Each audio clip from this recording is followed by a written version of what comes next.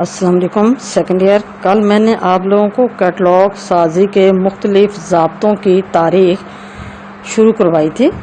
اس میں سے کچھ ضابطوں کی تفصیل میں نے آپ کو سمجھا دی تھی. بقیہ ان ضابطوں کی تفصیل آج میں کرواؤں گی. اس میں سے نمبر 3 پہ جو ہمیں آج کرنا ہے کہ 1791 میں فرانس کی انقلابی حکومت نے کاغذ کی کمی کے باعث تاش کے پتوں پر کیٹلاگ کارڈ یا کیٹلاگ مرتب کیا. تو یہ قومی سطح پر کیٹلاگ سازی کے لیے پہلی کوشش ہے کہ قومی سطح پر کیٹلاگ سازی کے ضابطوں کے لیے پہلی کوشش کہ فرانس کی حکومت نے پورے ملک میں کاغذ کی کمی کے باعث کیٹلاگ تیار کرنے کے لیے ہدایات دیں کہ اس کو تاش کے پتوں پر تیار کیا جائے. نمبر 4. 1827 میں تھامس ہارٹ ویل ہور نے درجہ بندی اور کیٹلاگ سازی کے کچھ قواعد ترتیب دیے. ان کا نام یوں تھا: code of classification and cataloguing rules, جو کیٹلاگ سازی کے ضابطوں کی تاریخ میں اہم سنگ میل کی حیثیت رکھتے ہیں. 1841 میں انتھونی پینزی نے 91 قوانین پر مشتمل ایک ضابطۂ کیٹلاگ سازی مرتب کیا جو برٹش میوزیم لائبریری ان کی برطانیہ کے قومی کتب خانے کے لیے تیار کیا گیا تھا. اس ضابطے کا عام نام معروف نام 91 رولز آف انتھونی پینزی ہے، جس میں کیٹلاگ تیار کرنے کے لیے 91 رولز بتائے گئے ہیں. یہ جدید کیٹلاگ سازی میں بنیادی اہمیت رکھتا تھا. 1876 میں سی اے کٹر نے حروف تہجی کی ترتیب میں ایک کیٹلاگ سازی ضابطہ ترتیب دیا کہ لائبریری میں اگر ڈکشنری کیٹلاگ متعارف کرایا جائے، تیار کیا جائے، تو ڈکشنری کیٹلاگ کو کس طریقے سے تیار کرنا ہے اس کے رولز اس میں بتائے گئے ہیں. کیٹلاگ سازی پر اس کا گہرا اثر ہے کیونکہ زیادہ تر لائبریریز میں حروف تہجی کے اعتبار سے کیٹلاگ کو ترتیب دیا جاتا ہے.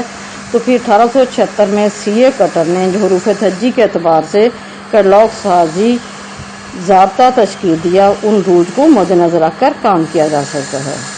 1998 میں لندن لائبریری ایسوسی ایشن اور امریکن لائبریری ایسوسی ایشن نے مل کر اینگلو امریکن کیٹلاگنگ کوڈ شائع کیے، جسے ہم ALA Anglo American AC cataloguing rules اور AACR2 بھی کہتے ہیں. تو یہ 2 ملکوں نے مل کر کام کیا. تو یہ پہلی بین الاقوامی کوشش ہے.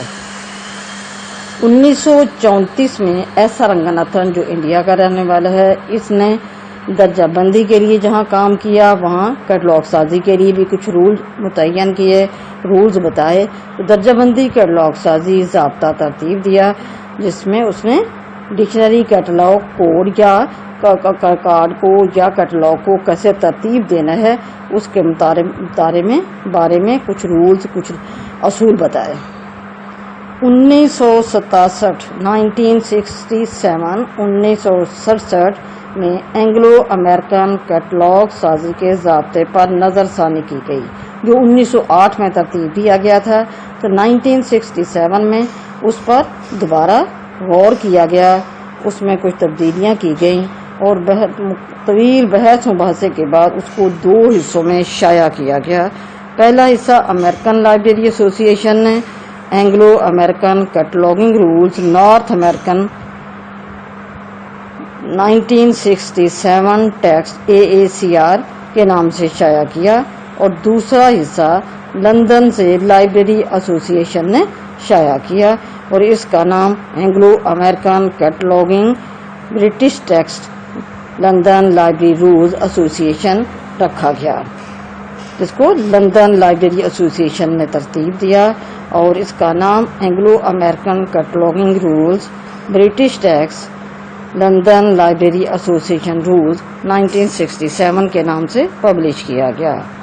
1979 میں امریکن لائبریری ایسوسی ایشن نے پھر اپنا الگ ضابطہ بنا لیا جو ALA cataloguing rules for author and title, और उस कोड का दूसरा हिस्सा अमेरिकन लाइब्रेरी एसोसिएशन ने लाइब्रेरी ऑफ कांग्रेस के रूल्स फॉर डिस्क्रिप्टिव कैटलॉग को करार दिया, और ये भी उसी साल ही तरतीब दे दिया गया।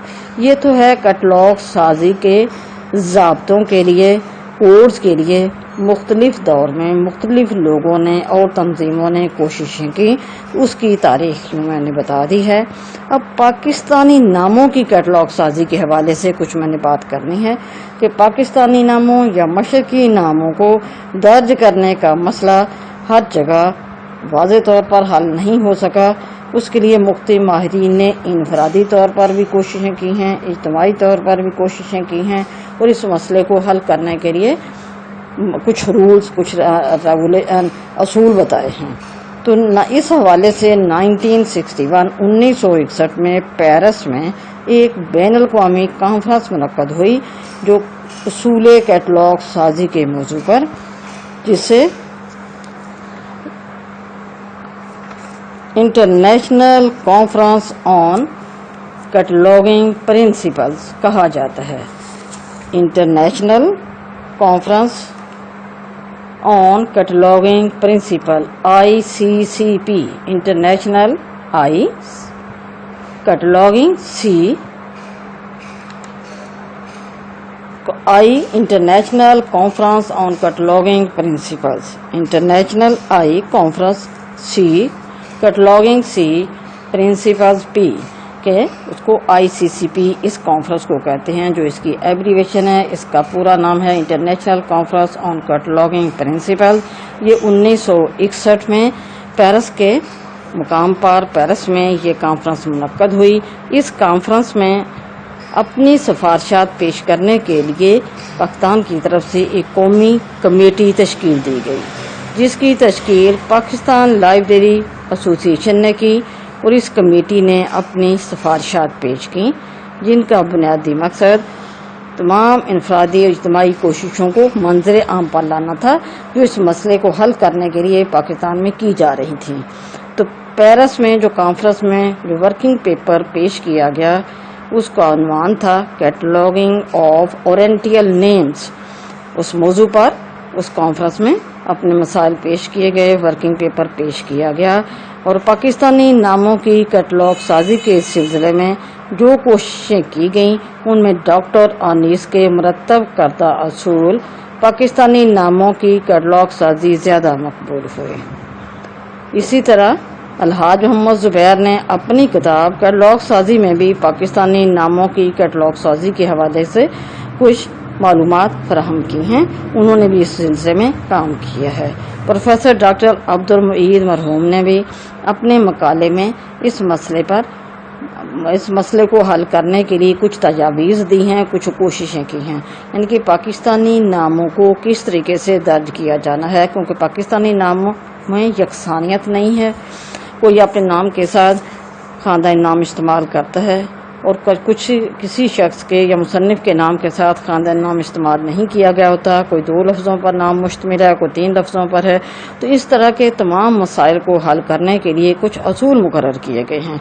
मगरबी नामों को दर्ज करने के का तो एक यही असूल है, उनके नाम के आखिरी हिस्से को, जो कि उनके ख़ानदानी नाम होता है, उसी के तहत इंदराज कर दिया जाता है। लेकिन पाकिस्तानी और एशियाई ममालिक जिनमें यकसानियत नहीं होती, इसलिए इन नामों को दर्ज करने के लिए माहिरीन ने इनफरादी तौर पर और इज्तिमाई तौर पर कुछ कोशिशें की हैं। और इस सिलसिले में डॉक्टर अनीस खुर्शीद ने पाकिस्तान नामों की कैटलॉग साजी के हवाले से जो असूल मुकर्रर किए हैं, उनके मुताबिक ज़्यादातर लाइब्रेरीज में काम किया जाता है।